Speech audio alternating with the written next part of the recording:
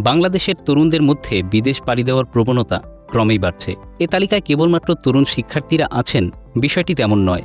শিক্ষাজীবন শেষে ভালো বেতনের চাকরির আশা ছেড়েও তারা উন্নত দেশে যাওয়ার পথ বেছে নিচ্ছেন।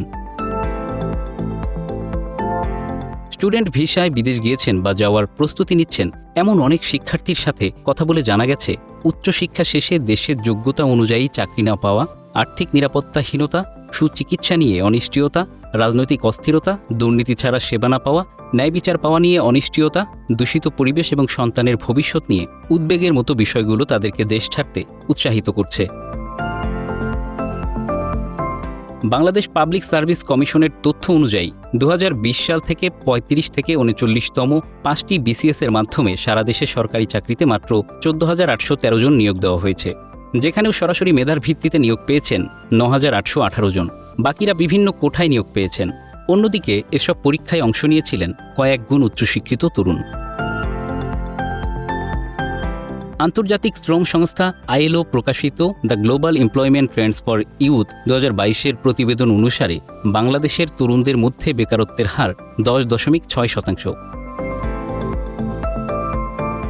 অন্যদিকে লন্ডনের ইকোনমিস্ট ইন্টেলিজেন্স ইউনিটের তথ্যমতে বাংলাদেশের প্রতি 100 জন স্নাতক ডিগ্রিধারীর মধ্যে 47 জনই বেকার।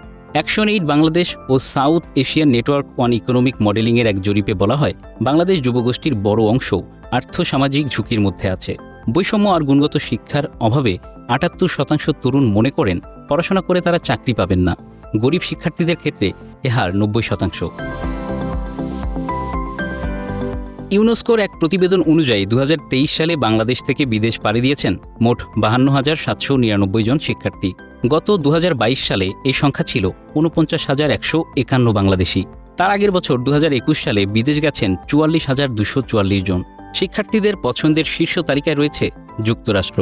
গত বছর সেখানে গিয়েছেন সর্বোচ্চ 8,524 জন শিক্ষার্থী। এরপরেই রয়েছে যুক্তরাজ্য, কানাডা, মালয়েশিয়া এবং জার্মানির মতো দেশগুলো। এছাড়াও বাংলাদেশ থেকে অস্ট্রেলিয়া, জাপান, প্রতিবেশী দেশ ভারত, কোরিয়া এবং সৌদি আরবের মতো দেশও রয়েছে। ইউনেস্কোর প্রতিবেদন অনুযায়ী করোনার 2 বছর বাদে 2015 সাল থেকে এই সংখ্যা ধারাবাহিকভাবে বৃদ্ধি পাচ্ছে।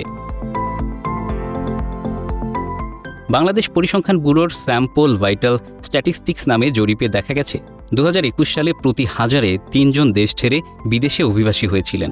গত বছর এ সংখ্যা বেড়ে হাজারে 6.6% হয়েছে।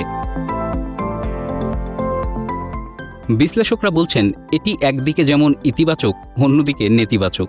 ইতিবাচক হলো দেশের তরুণ প্রজন্ম সচেতন হয়েছে, তারা এখন উচ্চশিক্ষার জন্য বিভিন্ন দেশে যাচ্ছেন। অন্যদিকে নেতিবাচক দিক হলো শিক্ষার্থীদের বড় একটি অংশ দেশে ফিরে আসছে না। এমনটা চলতে থাকলে মাত্র কয়েক দশকেই বাংলাদেশ মেধাশূন্য হয়ে পড়বে।